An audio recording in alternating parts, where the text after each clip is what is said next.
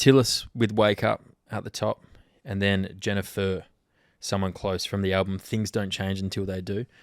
Self-described as tears on the dance floor aesthetics meet with polyphonic nostalgia-inducing patterns, coming-of-age breakbeats, and heartstring-tugging classical ambient on an album that sounds completely unlike anything else you will hear this year. That's Jennifer. Wow. The whole album, I went through the whole album today in preparation and really, really enjoyed listening to that stuff, man. Well, I was articulating to you, I think, before the show, that those two songs take me to a place where I was when I first heard Jamie T. Yeah. Which is like, year 10, shaved head, catching the bus. Shaved head? Yeah. Shouldn't be out. Like that Skins UK vibe, skating everywhere. Yeah. And, a bit unsure of how life is going to unfold, It's that nice kind of formative teenage feel. And they couldn't be less like a Jamie T song. Yeah. But they transport me to that same place. Coming of age breakbeats, he said it himself, yeah. There you go. And it's a bit teenage. It's a bit cold outside. Yeah. And you're not really sure where you're going. But I always find it funny how a song can take you there to the same place as another artist. But gosh, the music couldn't be further apart. I reckon I have that same feeling. I can't give you two songs now, but the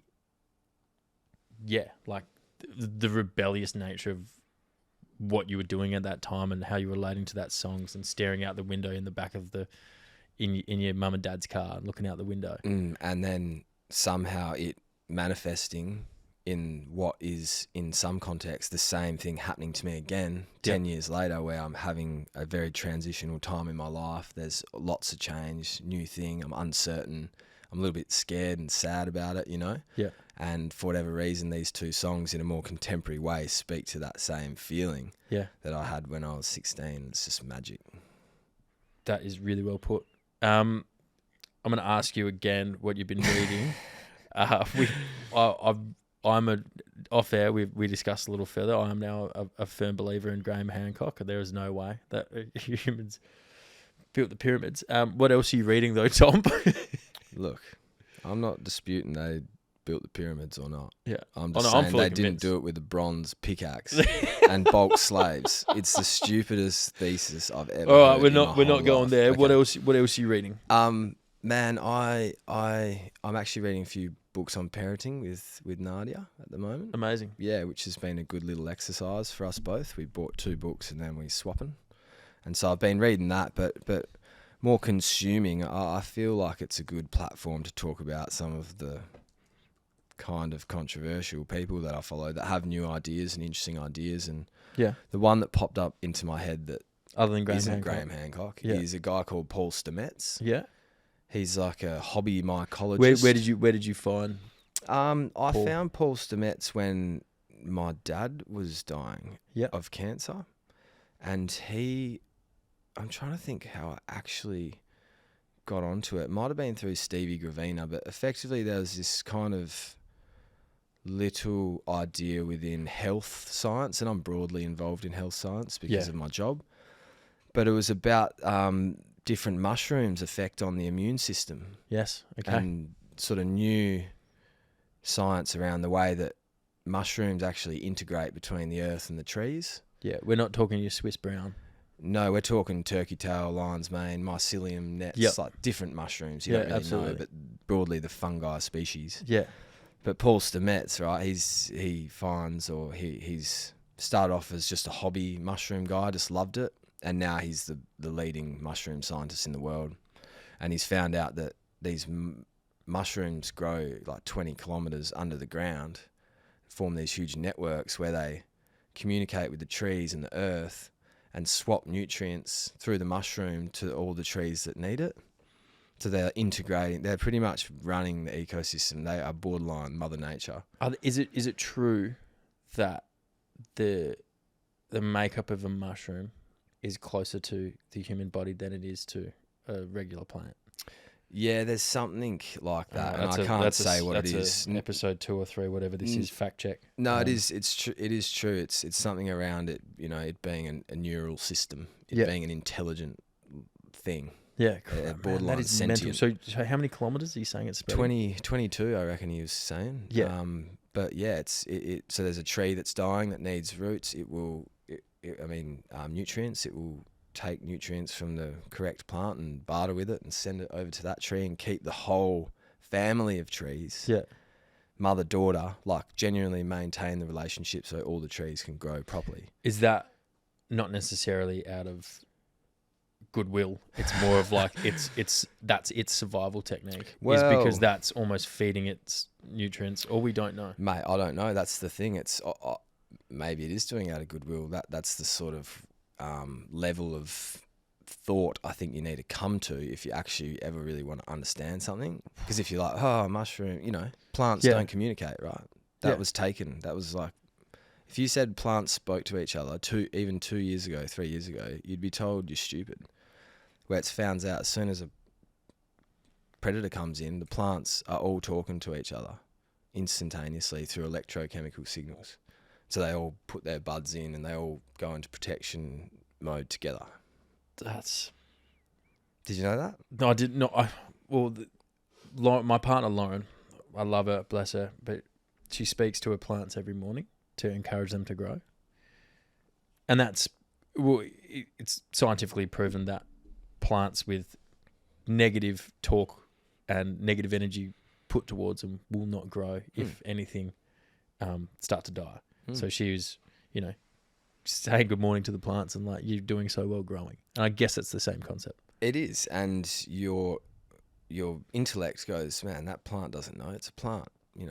Well, that's where I was when I saw it the other day. Told that plants are, not intelligent life, and I'm intelligent life, and there's a clear separation between me, a human, intelligent, and then that bird flies like 2,000 miles to the same tree every year, but like, oh, that's just a stupid bird. That's not communicating to any of its, family. It doesn't know where it's going. Yeah. We sort of have this arrogant perspective where we're the only intelligent thing, and plants, they're at the bottom of the food chain, but you find out, and scientifically proven, which is my least favourite statement ever, that plants do actually like being talked to in a positive manner. They maybe do have feelings. Yeah. And maybe the mushrooms are doing this tree thing out of goodwill. Out of goodwill, absolutely. We won't know, but... so Dr. Paul then? Dr. Paul Stamets, yeah. Reading a book? Look, I would just go on YouTube. I reckon we'll have some links out for you at PTA.listen, but... Yeah. He's got some cool thesis about how you can save the bees through helping their immunity with some turkey tail mushrooms, and he's just got different ideas about mushrooms and what they are, and just at least that is interesting. You're like, wow, okay. I am going to start reaching out to fungal experts and see who we can get on. Yeah, no, well, maybe one day that can be a big fish for us, get Paul Stamets and Graham Hancock in here. That would be beautiful. You have 4 tracks to leave our listeners with. Over Mono, you mentioned previous. Yes. I want to leave you with 4 tracks, and usually we might just leave them off the back of the app, and they'll provide the sonic lift that we need to exit the episode. But today I wanted to speak a little bit on the tracks, just because they're worth talking about. First up, I had in my head, it's called Good Lies by Over Mono.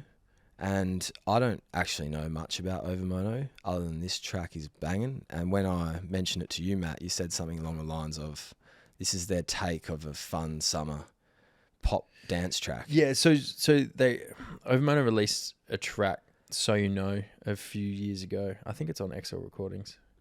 And yeah, it's huge. And it's a bit more underground and it doesn't have that poppier sense to it, but Good Lies is like a smash hit pop track, and I guess that's the take. That's it, and I it's so crispy that I want to play it for you.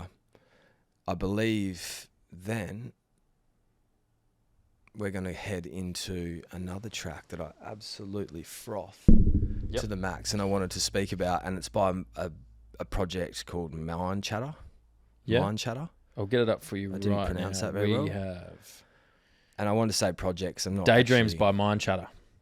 Daydreams by Mind Chatter, and this song I wanted to speak about it because the whole project, the name of the artist, Mind Chatter, Daydreams, the subject content of the song, the technical production, it all speaks to this TikTok brain, this new ADHD spec, can't concentrate, Yeah. got head noise, and I don't know how much of the project is dedicated to Or it. how intentional the relation is. Or how yeah. intentional it is. I'm sure it's intentional, and that's why Mind Chatter's a fantastic artist. But listen to this song, and be on the fourth listen, you'll realise how much of a piece of art this thing is because of that.